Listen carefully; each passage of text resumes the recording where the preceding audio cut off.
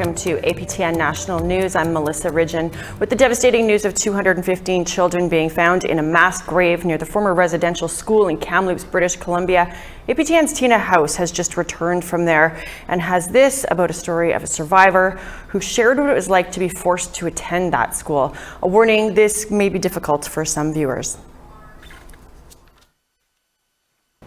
The Kamloops Indian Residential School was first established in 1890, and thousands of kids from across BC were sent here. For years, former students told horrific stories about this residential school.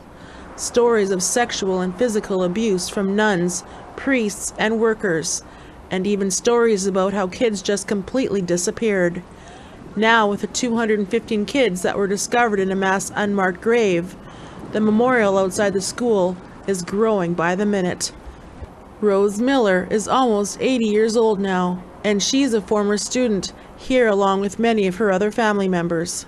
My dad, Henry, my brother Bobby, my Uncle John, my Uncle Louis, my cousins and aunts, and myself right here. It's been just about 73 years since Rose Miller first walked through those doors as a 7-year-old little girl from Cannon Lake, BC in 1949. She says she, along with her 2 brothers, were forcibly removed from their home, and she says it was just the beginning of a total nightmare. It was awful because the food that they fed us for breakfast was lumpy, uncooked mush with sour milk lots of times. The food truck used to come in at 5 in the morning. We could smell all that bread, and we couldn't have bread half the time, and we were so hungry. They'd give us boxes of apples from the apple orchard down here, and a lot of times they're all rotten, and we're so hungry we got to scrape out the rotten part of the apple and eat it. At 8 years old, Rose says she'd had enough and ran away along the riverbank as far as she could. I stole some paper in an envelope so I could mail a letter to my dad to come and get us.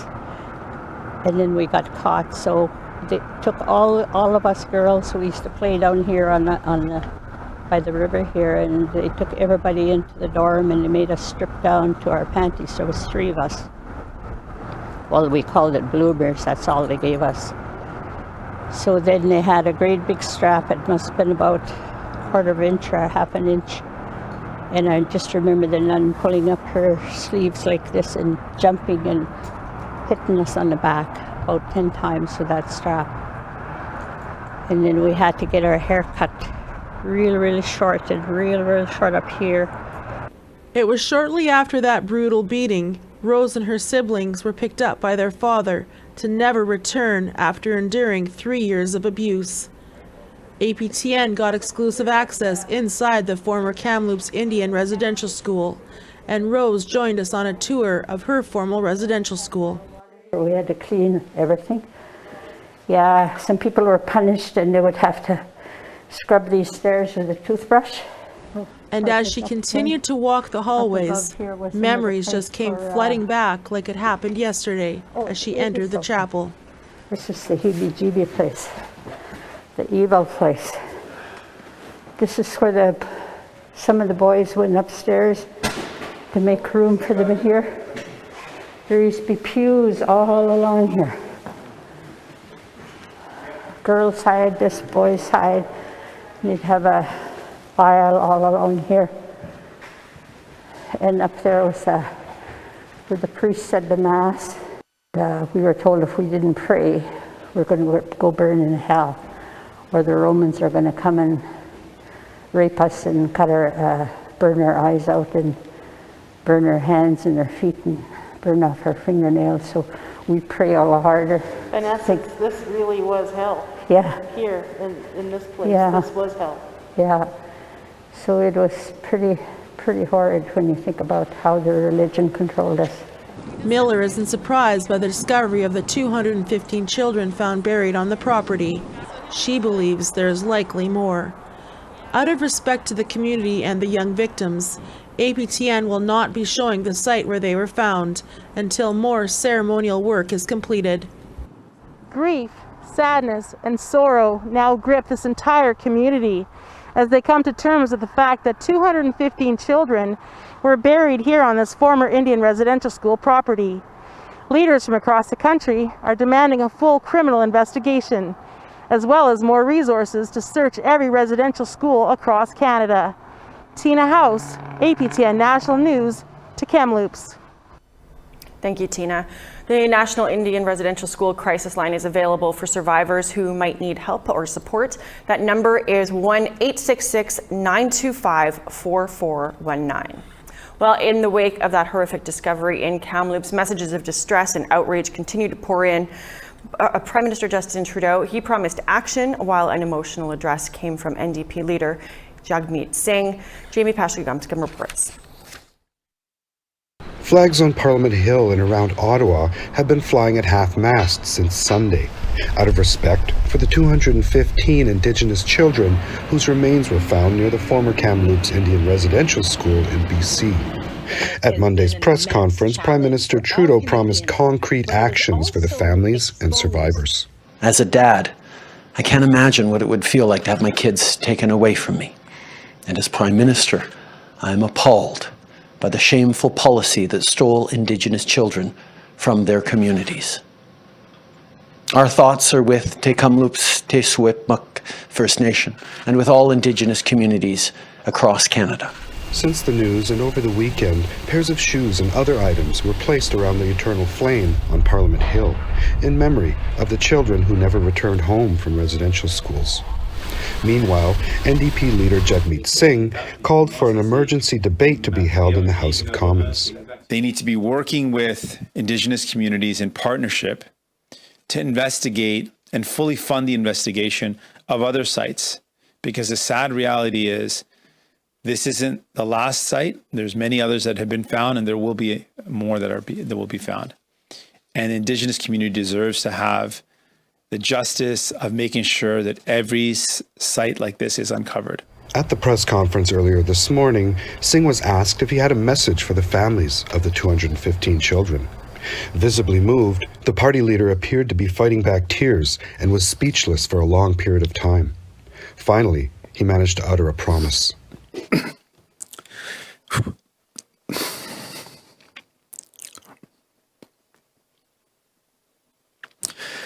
I'm sorry.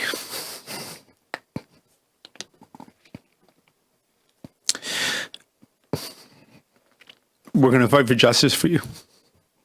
Jamie Pashagumskam, APTN National News, Ottawa. In response to the discovery at the Kamloops Residential School, the Federation of Sovereign Indigenous Nations and the Government of Saskatchewan issued a joint call today for the federal government to, quote, immediately commence research on undocumented deaths and burials in residential schools in Saskatchewan, including a radar ground search at residential school sites. They say that they want 6 former residential schools in that province to be searched. Well, meanwhile, memorials honoring the lives of the 215 children took place across the country over the weekend. They started in Vancouver Friday evening, where people placed shoes outside the steps of the Vancouver Art Gallery, and quickly spread to cities and communities and towns throughout Canada. Brittany Hobson has more.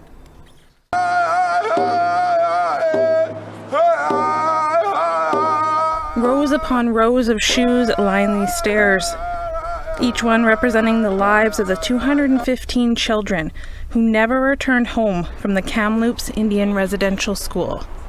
Over the weekend, large-scale memorials began popping up outside institutions such as government buildings and churches. Following news late last week of the mass gravesite unearthed, artist Tamara Bell decided to set up a memorial on the steps of the Vancouver Art Gallery. I really believe that by creating the visual, that we give people context and a place to come and grieve. And shortly after, communities across the country followed suit. In Winnipeg, hundreds of shoes sit outside the Manitoba Legislative Building. The memorial originally started at the Udana Circle at the Forks, before it was moved to where a sacred fire will burn for 4 days. Alea McIver organized the fire and has been staying at the Legislative Building to help maintain it. We come here in ceremony to honor them, to show them that we care, to show them that they are not alone, because The stories that I'm hearing also too is we would have been at home crying alone. We would have been hurting alone. Thank you. Thank you for putting this on for us, and it's very emotional to hear that from elderly people that really suffered all impacts of violence. In Mohawk Territory, shoes, toys, and flowers make up a memorial outside the St. Francis Xavier Mission Catholic Church in Ganawage. Jessica Erstreich helped organize the memorial. She says she chose the location to help remind the Catholic Church of their role in the atrocities children faced. The Catholic Church is one large entity. So no matter where they are in the country or the world, they are still, every single site is responsible for what happened to those 215 children. For some survivors like Gagayusta Deer, the discovery of the burial site doesn't come as a surprise. It was all over the country. It hit me right inside of me because I knew, I saw graveyard like that, you know, and it's like, oh my God, the people. Similar memorials were set up outside churches in Saskatoon and Whitehorse. In the nation's capital, flags were lowered to half-mast, while passerbys visit a memorial outside Parliament Hill to remember the lives of First Nations children taken too soon. Brittany Hobson, APTN National News. We want to hear what you think. Where do we go from here? What needs to happen next? Share your thoughts with us. You can send your emails to news@aptn.ca. You can leave a comment on aptnnews.ca. You can also find us on Facebook, Twitter, Instagram, YouTube, and now TikTok. Follow APTN News and join the conversation and see our latest stories. We need to take a quick break, but when we come back, a child welfare agency in Quebec is under fire for keeping a child isolated in a windowless basement for 2 weeks. And again, if you need that crisis line number, 1-866-925-4419.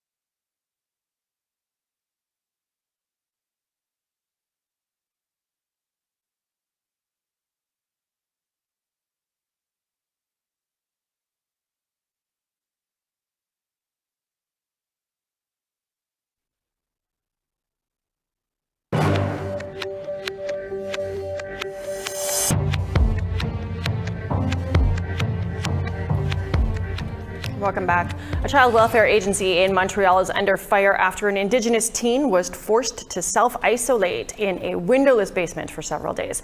Except the agency insists they were just following COVID-19 protocol. Lindsay Richardson explains. Picture this. You're a student. You think you're heading to school for the day, but because of a misunderstanding, you're ordered into total isolation for 14 days. Here he is not knowing any better. Always been in the care of the DPJ for his whole life, and here he is thinking that this is just the way things are, and this is just normal to him. It's not normal, it's sickening. The student in question is an Indigenous minor in the care of Montreal Youth Protection Services. We can't name him or the man speaking, his teacher.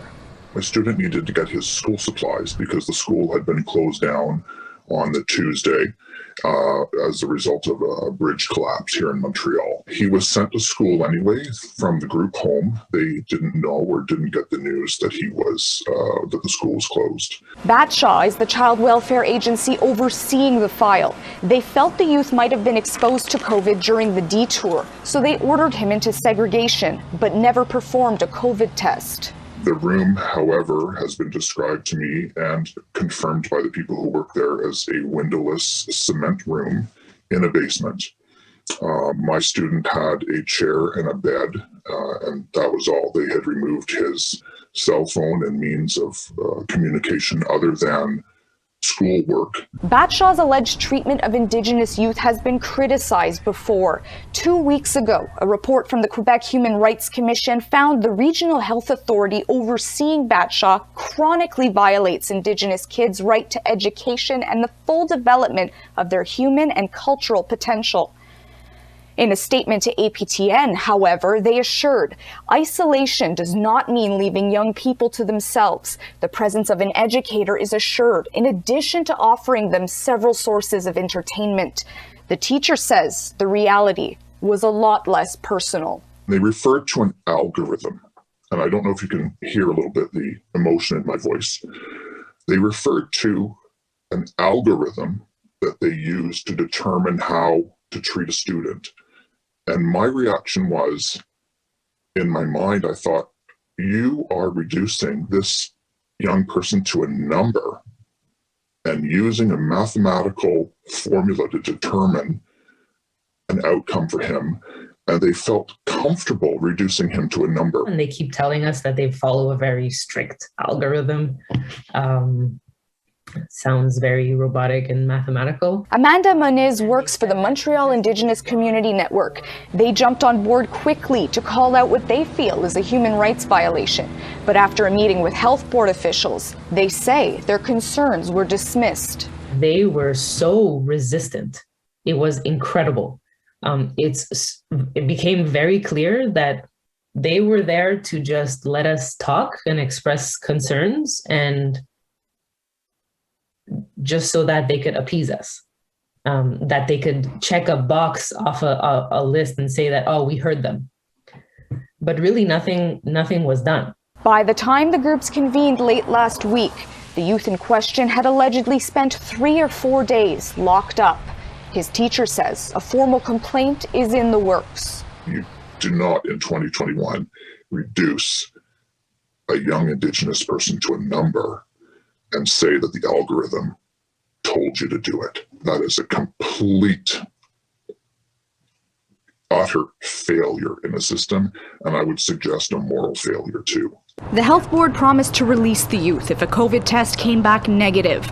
We sent a follow-up email to confirm whether that test ever happened. They did not return our request for comment before deadline. Lindsay Richardson, APTN National News, Montreal. It's time for another commercial break, but when we come back, Edmonton pulls together with a support rally for Oilers defenseman Ethan Bear after racist attacks against the Cree player. Stay with us.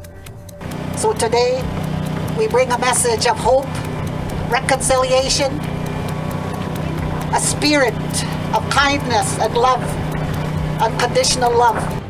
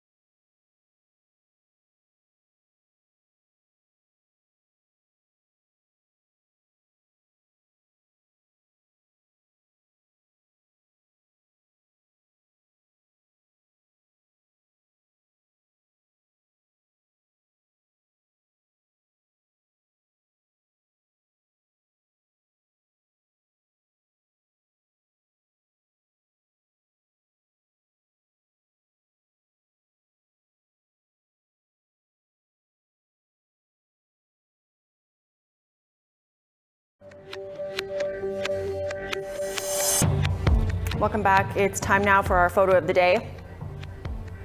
This photo was taken by APTN's Michelle Carlin-Zigitz of shoes laid out at the steps of the Manitoba Legislature in honor of those children found buried at the former Kamloops residential school. Well, memorials are being set up across the country to remember the lost lives. You could send your photos to share at aptn.ca for the chance to be featured as our next photo of the day. Now let's take a look at tomorrow's weather. Off to the east coast, we got sunshine and 13 degrees for St. John's, 18 with some cloud in Halifax.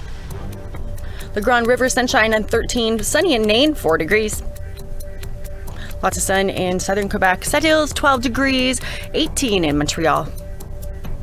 19 in Ottawa, Toronto, 17 and sunny. Sun continues up north to Big Trout Lake, 20 degrees, 22 and sunny for Thunder Bay. Cloudy in northern Manitoba, 14 and a chance of showers for Churchill. Only sunshine in the south, Winnipeg, 25 degrees.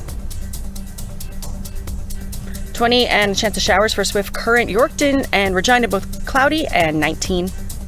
Buffalo Narrows, cloud and 16 degrees. Sunshine for Uranium City, 13 expected. Showers in 28 degrees expected for High Level, 29 and sunny for Peace River. Sun in the south, 27 for Edmonton, 19 for Lethbridge. 25 and sunshine for Kamloops, 25 and sunny for Campbell River.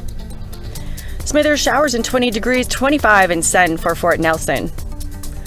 Showers in 18 for Dawson City, sunshine and 18 for Whitehorse. Wrigley, 21 and a chance of showers.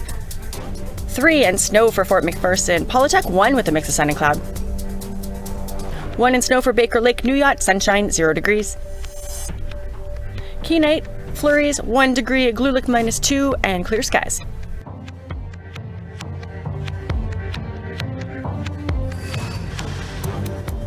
Hundreds of supporters gathered in Edmonton on the weekend to show support for Edmonton Oilers defenseman Ethan Bear. The Cree player was subjected to racist comments after the team was eliminated from the NHL playoffs. APTN's Chris Stewart was at the rally. Because I know Ethan Bear and the rest of the world will hear this. Let's go Oilers! Let's go Oilers! Behind Rogers Place on a warm May Saturday, supporters of Ethan Bear denounced racism. Bear is from the Ochapowace First Nation in Saskatchewan, and his chief, Margaret Bear, some council, and members drove over 8 hours to pledge their support to their popular hockey star and to fight against racism. That affects us all, right across Canada, right across our communities, First Nations, non-First Nations, the world. So today, we bring a message of hope, reconciliation, a spirit of kindness and love, unconditional love. Organized by Superfan Magoo and comedian Don Burnstick, Burnstick didn't hold back his feelings on how people of color have been and still are treated. 15 years ago, Edmonton Oilers had 5 black players, 5. I sat row 2 behind the net, and the stuff that came out of the mouth of those fans when one of those players turned the puck over was incredible. You know, and the thing is, people sat and listened to it. When you sit and listen to this stuff, when you sat and you didn't comment on those attacks to Ethan, you are complicit. I'm talking to you. You're watching TV at home, you are complicit. You know, and enough is enough. Am I right, you guys? Frog Lake First Nation Chief Greg Desjardins said the pain from racism needs to stop. We've been silent for too long. We've been hurt. You know, our people endured hardship 150 plus years. When is it going to stop? Those gathered were treated with music, dance, and entertainment.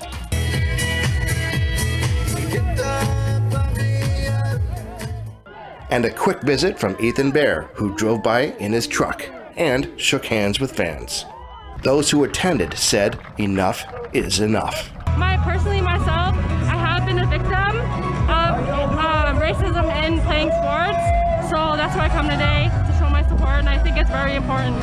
We need to get it right at some point where we all get along and we share this land and we take care of one another. We love one another. Chris Stewart, APTN National News, Edmonton. Well, we are all out of time for your news to kick off the week. Tune in tomorrow as we continue to follow what happens now after the discovery at Kamloops Residential School. And Métis Saskatchewan had a leadership vote on the weekend with incumbent President Glenn McCallum beating former Métis National Council President Clem Chartier. Lots to unpack with all of that. We will do that tomorrow as well. I'm Melissa Ridgen. Thanks for joining us. And again, if you need support as a result of the stories coming out of Kamloops, there is a crisis line. Again, that number 1-866-925-4419. Take care of yourself.